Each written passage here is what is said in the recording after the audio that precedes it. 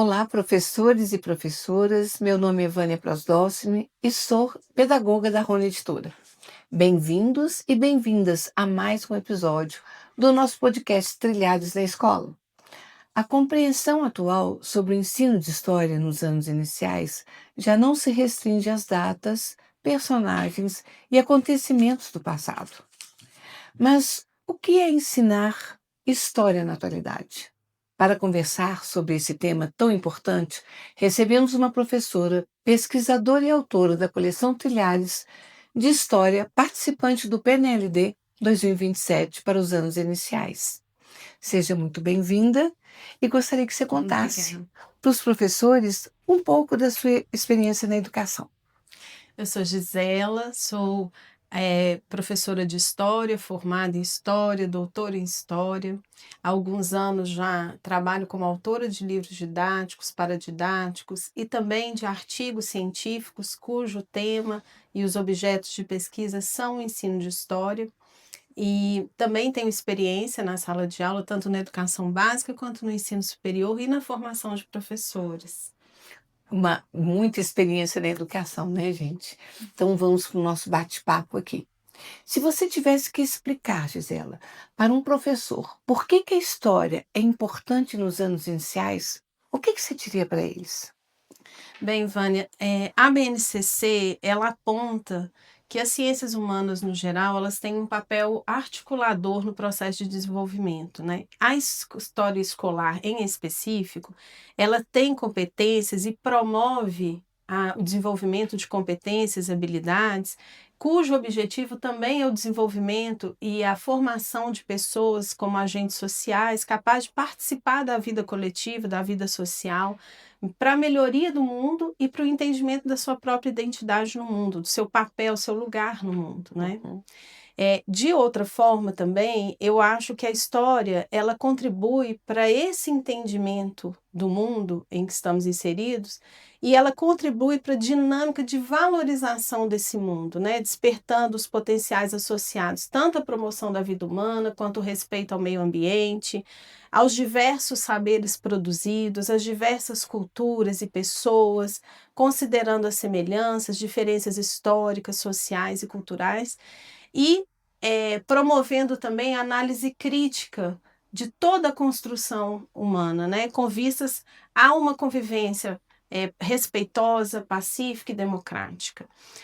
E um outro elemento também que a gente pode citar, que está no documento da BNCC, é que os próprios procedimentos metodológicos de algumas e objetivos específicos de algumas disciplinas, como a história, por exemplo, eles incentivam, né, e são os potenciais promotores do desenvolvimento das crianças, inclusive na fase dos anos iniciais, onde esse processo começa a se dar de forma sistemática, com conhecimento escolar sistematizado. Sim.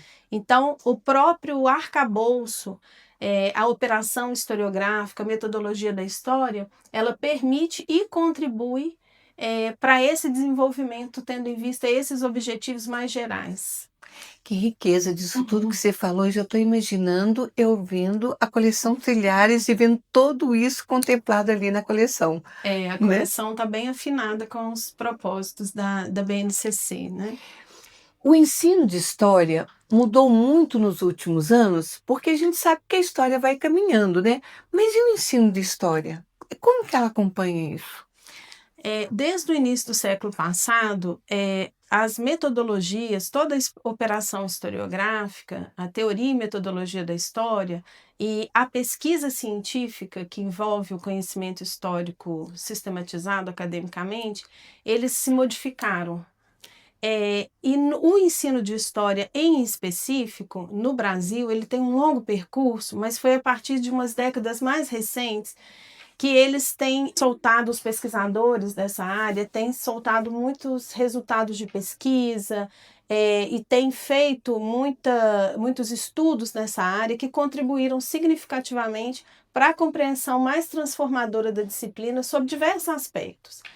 Paralelamente a isso, a própria estrutura escolar, que ainda está em transformação, assim como as políticas públicas que foram se alterando ao longo do tempo, e as pesquisas também sobre pedagogias e metodologias escolares também dinamizaram o ensino da história. Então, é um grande contexto nas últimas décadas de muita reflexão e um contexto muito propositivo para essa nova visão do ensino de história, né?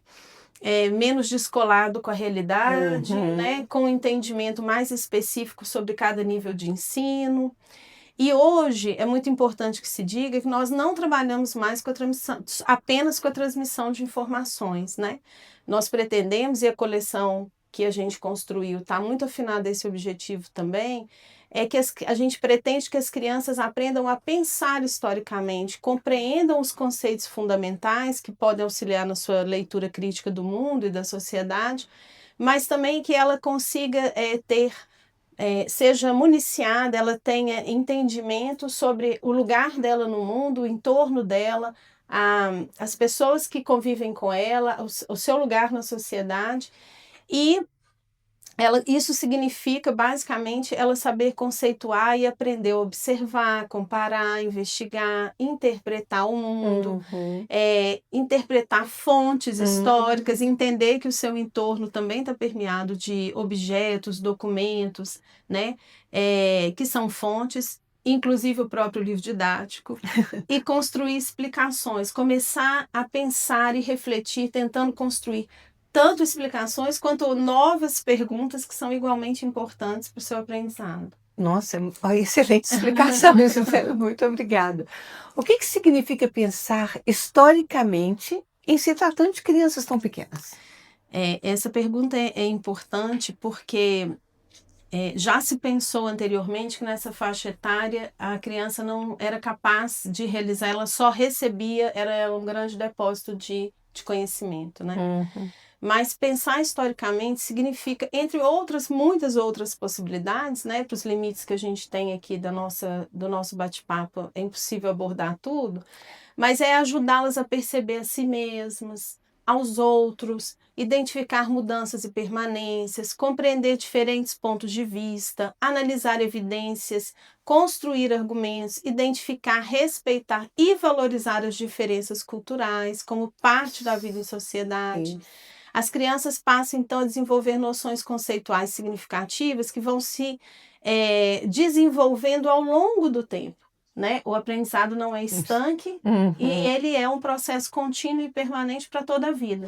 Mas ela vai ser capaz de, nos anos iniciais, começar a perceber alguns conceitos, ser estimulada a investigar, a olhar o mundo desnaturalizando, né, o seu entorno, entendendo ela como um sujeito que é construído socialmente, que tem a contribuir e respeitando as diversas culturas e pessoas e modos de viver, sempre, claro, com um horizonte, numa convivência respeitosa e pacífica, não é? Sim. A história escolar, então, ela é uma das disciplinas que promove o conhecimento e a leitura do mundo social no tempo e no espaço. Isso é importante, porque as noções de tempo também são construídas a partir da educação infantil para frente, né? Isso. Então, nos anos iniciais, ela consolida algumas informações, algumas habilidades e competências que ela já começou a desenvolver na faixa da educação infantil.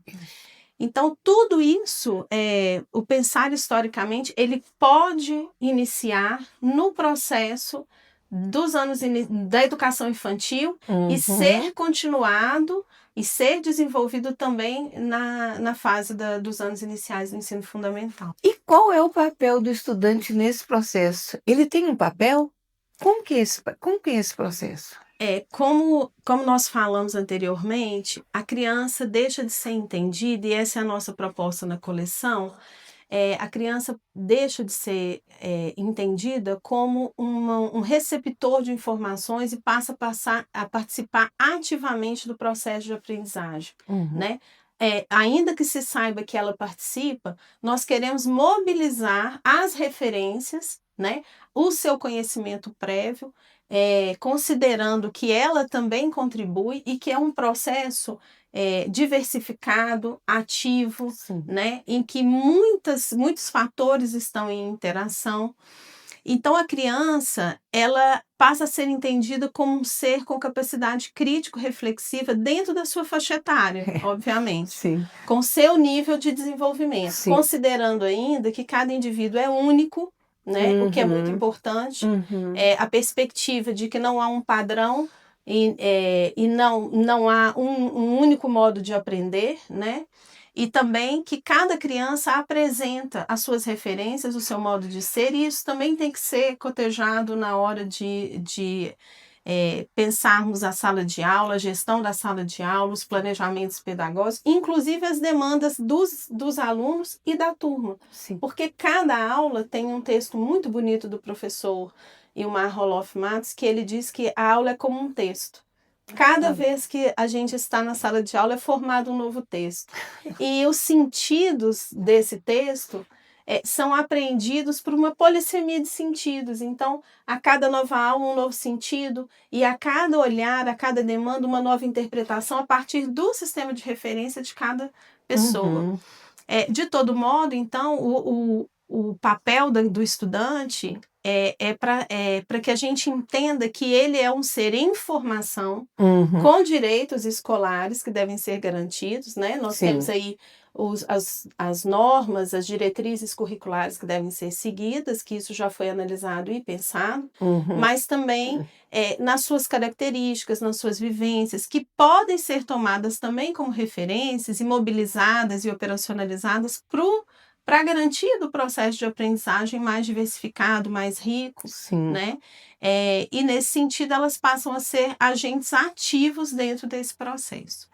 Entre os exemplos práticos que a gente pode citar aqui, é o fato das crianças, por exemplo, observarem fotografias, entrevistarem familiares, analisarem objetos do cotidiano delas, pesquisarem costumes e compartilharem descobertas. Em todos esses momentos, que são muito específicos das aulas de história, ela está operacionalizando seus próprios conhecimentos, mobilizando as suas referências, trazendo seu conhecimento sobre aqueles objetos, considerando que ela ainda está entendendo o que são as fontes históricas, mas ela vai aprender que tudo no mundo é passível de observação, de análise. Então, ela própria vai ser incentivada a pensar que o mundo pode ser refletido, né? E não só naquele momento da sala de aula. Afinal de contas, se são mobilizadas coisas do cotidiano, o mundo pode ser uma grande referência, né? Sim. E é interessante que tem uma frase, Gisele, que fala o seguinte: familiarizar-se com o que te é estranho, estranhar o que te é familiar. E tem muito a ver isso com a história, né? Eu preciso sair desse lugar para entender a cultura do outro, para ver. Não é? Exatamente. Como aproximar conteúdos históricos da realidade dos estudantes? Já tem um pouquinho na sua fala anterior, né? Mas esse é uma linha mestra na organização da coleção, como ela foi pensada, como eu disse, entre outros tantos aspectos que nós ponderamos, né, e refletimos para fazê-la. Mas como a gente apontou anteriormente, as experiências das pessoas, os alunos são sujeitos imersos no mundo, né? Eles trazem o seu catálogo de informações, eles trazem as suas leituras de mundo, as experiências deles podem ser mobilizadas tanto para conteúdos específicos e curriculares, quanto para dinamizar o que já está sendo proposto. Por isso que é importante que o professor esteja atento, e nós sinalizamos isso nas orientações na coleção, no manual em U, que o professor fique atento a essas perguntas, as falas das crianças, as intervenções, o olhar, os interesses, de modo que ele possa utilizá-la e fazê-la aproximar, entender que o conhecimento não é um conhecimento distante da realidade dela. Até porque, como sujeito histórico, nós todos fazemos história participando da vida, vivendo, não é? Então, que isso é importante, porque o professor também pode ampliar o seu rol de possibilidades de trabalho, considerando o conteúdo a ser dado, mas considerando também essa participação e essa aproximação e o Sim. entendimento de que ele não é o detentor do conhecimento único e a criança é só aquela que vai receber a informação, que isso Aham. é uma construção coletiva, né? Uhum. E de modo particularizado, porque nem todo mundo aprende da mesma forma, no mesmo tempo, do mesmo jeito. Completou lindamente. Posso dar alguns exemplos Ai, também. A ótimo. própria família, o bairro onde moro, a própria escola, as brincadeiras, as festas, os objetos do cotidiano, como eu disse, as memórias da comunidade, Uhum. são excelentes pontos de partida para que ele possa começar a mobilizar isso tudo. E dentro das normas curriculares que nós temos hoje disponível para a história, Sim. isso já é um pouco uma coluna dorsal, digamos assim. Você começa na educação infantil, a identidade da criança, depois passa a escola, passa a família. Nos anos iniciais do ensino fundamental, isso é mobilizado novamente, de Uhum. modo que isso tudo que faz parte da vida seja entendido também como parte do conhecimento histórico que vai ser produzido. E as competências que estão relacionadas a ele, né? Excelente. Então a história começa perto da criança. Ah, sem dúvida. A história está em toda parte, Tem toda digamos assim. parte. Mas Isso. para a criança, ela vai aprender, pensando por essa lógica, ela começa a se perceber como um sujeito histórico, Sim. entendendo que o que ela pensa é construído por ela, mas também por outras pessoas que convivem com ela, que ela está inserida numa sociedade, num mundo que se transforma e que é transformado a todo tempo, né? Uhum. E que tem as suas permanências e estruturas também. Sim. Mas quando a criança percebe que ela própria faz parte da história, que ela tem uma história e que os outros também têm, é preciso que se diga isso, porque ela tem que aprender que a história dela não é a É. única nem universal, Muito bem. e as suas referências também não são a verdade absoluta. A aprendizagem fica muito mais significativa para ela. Ela passa a se aproximar do conteúdo, dos conceitos, e rompe um pouco com o que se fazia no passado, de entender que a história era só uma história de coisas passadas, que não tinha significado, que era apenas datas que não tinham muita referência, né? Uhum. Porque eram datas distantes, de memorização. Passa-se a romper com essa lógica dentro dessa perspectiva. E aí vem o desenvolvimento do senso crítico, né? Que Exatamente. ótimo. Qual a importância de um bom material didático para o ensino de história? Olha, Vânia, já há algumas boas décadas também, há uma literatura, uma historiografia que se debruçou sobre os livros didáticos, tomando-os como objetos de interesse de pesquisa. E isso foi muito importante porque isso também desnaturalizou a sacralidade dos livros, né? E a gente começou a entender que os livros também são organizados dentro de um contexto, Sim. numa época, de acordo com uma norma, de acordo com uma perspectiva, com as metodologias, e isso vai mudando, não é? Se a gente pegar um livro da década de 70, um livro do começo do século passado, a gente vai ver essas diferenças. E isso tudo é importante dizer, porque foi essa grande reflexão que continua em curso, que Sim. eles ainda são objeto de pesquisa, nos mostrou que não existe um livro perfeito, e que, sobretudo para nós historiadores, o livro é sempre uma fonte histórica. E ele pode e deve ser abordado na sala de aula com essa perspectiva, que é uma advertência da professora Thais Lima Fonseca, da Faculdade de Educação da UFMG, que tem um trabalho sobre isso também, e que ela, finalmente, quando ela fez essa advertência, ficou bem evidente para nós que é verdade. O livro precisa, dentro da sala de aula também, ser questionado, né? Confrontado, e ele, além disso tudo, ele precisa auxiliar o professor a organizar a sua prática. Ele tem que ser um recurso estratégico. Nem pode ser o único, o que a gente sabe que é realidade em muitos lugares. Por isso que é importante que ele seja muito bem feito, pensado com muita responsabilidade, dentro de parâmetros e critérios definidos pelo Ministério da Educação. Mas ele deve propor a organização das aprendizagens, as investigações, a utilização das fontes históricas e também propor atividades que sejam significativas. Além disso, ele também deve oferecer segurança para o planejamento e para avaliação e ainda dar subsídio naqueles conteúdos, apresentando textos sobre aprendizagem, textos sobre temas que são trabalhados, enfim. Então, o livro ele tem uma posição estratégica, mas ele não pode ser o único material a ser utilizado e ele também não esgota todas as possibilidades para o Sim. trabalho na sala de aula, né? Pode bater palma? O que os professores mais procuram atualmente em uma coleção de história? O que eles buscam, né? Um dos autores dessa coleção, o professor Marco Antônio, ele inclusive fez um trabalho de doutorado sobre isso.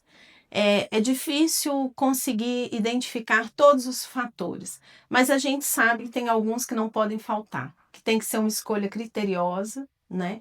E tem que ser uma escolha muito consciente, né? Tem que ser imbuída desse sentido de como o livro vai contribuir efetivamente para o trabalho. Então, no geral, a gente sabe que eles procuram um recurso de apoio estratégico, como eu disse, que possa oferecer essa riqueza de atividades, textos com subsídios, e no caso da história, que ofereça também material e fontes diversificadas, né? Tanto para dar conta dos temas, mas também que ele seja adequado àquela faixa etária, né? E além disso, também a gente pensa que os professores procuram muitas orientações metodológicas, sugestões de intervenção, de avaliação, propostas interdisciplinares e atividades que possam também oferecer novas possibilidades para aqueles desafios que ele pode vir a encontrar e que a nossa prática na sala de aula e a nossa reflexão como autores tenta antecipar um pouco e sugerir muitas vezes alguma outra possibilidade. De qualquer forma, também a gente oferece bibliografia, indicação de sites, que ele possa buscar outras e novas referências, que é o ideal, né? Que ele componha a sua aula, o seu material com outros elementos também. Então, a gente também propõe isso. Isso tudo está na coleção Trilhares de A História. coleção é pensada dentro desses propósitos também, de forma a colaborar efetivamente com o professor dentro da sala de aula. Que ótimo. Recebemos uma pergunta do professor Glanderson, de São Paulo. Como ensinar história para as crianças que ainda estão em um processo de alfabetização? Glanderson, prepara a resposta. Obrigada pela pergunta. Bom, a história, ela concorre para que o processo de alfabetização ocorra de forma sistemática, seja por meio de textos e outros recursos, mas, sobretudo, a história também ela é promotora do que a gente chama de letramento, né? Pelos seus princípios, pelas suas metodologias, porque, segundo a BNCC, a história é uma disciplina que promove a autonomia de pensamento e a leitura crítica do mundo. Então, além disso, a leitura e a escrita, além de operar para a promoção da consolidação e do desenvolvimento da alfabetização, ela contribui também para a interpretação, que é uma ferramenta propositiva para a leitura de significados em diferentes suportes e documentos, o que amplia o universo de significado do próprio mundo. Sim. Então, a história, por princípio, ela colabora, tanto porque ela faz com que as crianças entendam que qualquer suporte pode ser lido, mas também para o entendimento e ampliação e o desenvolvimento da capacidade interpretativa do mundo. Então, ela opera ainda com a ampliação de significados sobre o próprio mundo. Respondido, né, Glanderson? Assim, Vânia, a história propõe e pode ser trabalhada por meio de imagens, narrativas, conversas, objetos, fotografias, desenhos, registros. Tudo isso pode ser lido. A alfabetização e o ensino de história, portanto, caminham juntos. Agora nós temos uma pergunta da professora Jussara, do Rio de Janeiro. Como tornar as aulas de história mais participativas? Eu acho que a pergunta é de todos os professores, né? É muito importante que o professor, dentro do contexto da sala de aula, considerando a turma que ele tem, a estrutura escolar que ele está inserido, a comunidade escolar, enfim, que ele tem um olhar de reflexão, né? E de autorreflexão sobre a sua prática, mas também sobre todo o percurso, né, que ele tá trilhando ali. Mas algumas possibilidades, por isso que depende, ele tem outras possibilidades a depender desse contexto. Sim. Mas nós podemos citar, por exemplo, as investigações, as rodas de conversa, entrevistas, as pesquisas, jogos e atividades que permitam que as crianças construam um conhecimento coletivamente. Os momentos de interação em dupla, a construção coletiva de argumentos sobre um determinado fato ou sobre um determinado tema, um caso que uma criança trouxe para a sala de aula. É muito importante que a gente rompa com a ideia de que a criança que fala muito, ela incomoda, ou que a gente entenda que as dúvidas, elas são importantes, que quanto mais perguntar, mais operação de conhecimento se realizando, não é? Sim. Então, toda oportunidade de participação, ela deve ser incentivada dentro da realidade de cada contexto escolar, né? Quando você estava escrevendo a coleção Trilhares, qual era a sua principal preocupação? Acho que a primeira preocupação que nós tivemos era oferecer e construir um material que fosse um recurso sólido, bem fundamentado, dotado de opções e propostas de aprendizagem, mas também que auxiliasse o professor efetivamente na sala de aula, e que colocasse a criança no centro da aprendizagem, né? E nós também pretendemos, né, queríamos construir uma coleção onde a história fosse viva, conectada ao cotidiano, capaz de promover cidadania e uma cultura democrática. E de outro modo, eu acho que o que mais move um autor quando escreve um livro é a alegria de saber que ele pode contribuir com a formação humana. Qual é o grande diferencial de uma boa coleção de história? Eu acho que é a capacidade de transformar os conteúdos em experiências significativas de investigação, de reflexão e participação para toda a comunidade escolar. Porque um outro elemento que tem na nossa coleção é a tentativa e as estratégias para que toda a comunidade escolar, tanto os funcionários, além de alunos e professores, as famílias, aqueles que convivem no entorno, Sim. possam de alguma maneira também participar em Pois alguma foi. medida Sim. desse grande aprendizado que é proposto na coleção e pela história, não é? Para finalizar, que conselho você deixaria aos professores que estão analisando as coleções do PNLD 2027? Essa é uma escolha que tem que ser muito consciente, como nós dissemos, e muito criteriosa, né? Eu sugeriria observar se a obra ajuda realmente a criança a pensar historicamente, se promove uma cultura cidadã e democrática, se favorece o processo de aprendizagem e o protagonismo infantil, e também se oferece apoio real ao trabalho docente, mas, sobretudo, se é uma obra bem feita, no sentido global de tudo que nós Sim. dissemos aqui, não é? Sim. Que são muitos fatores. E pelo que vocês estão vendo, na coleção Trilhares vai ter tudo isso, toda essa riqueza que a professora trouxe aqui para nós. Chegamos ao final dessa conversa, mas você pode continuar com a autora acessando o link e baixando as obras da coleção Trilhares de História pelo site da Rony Editora, que vamos deixar na info do vídeo.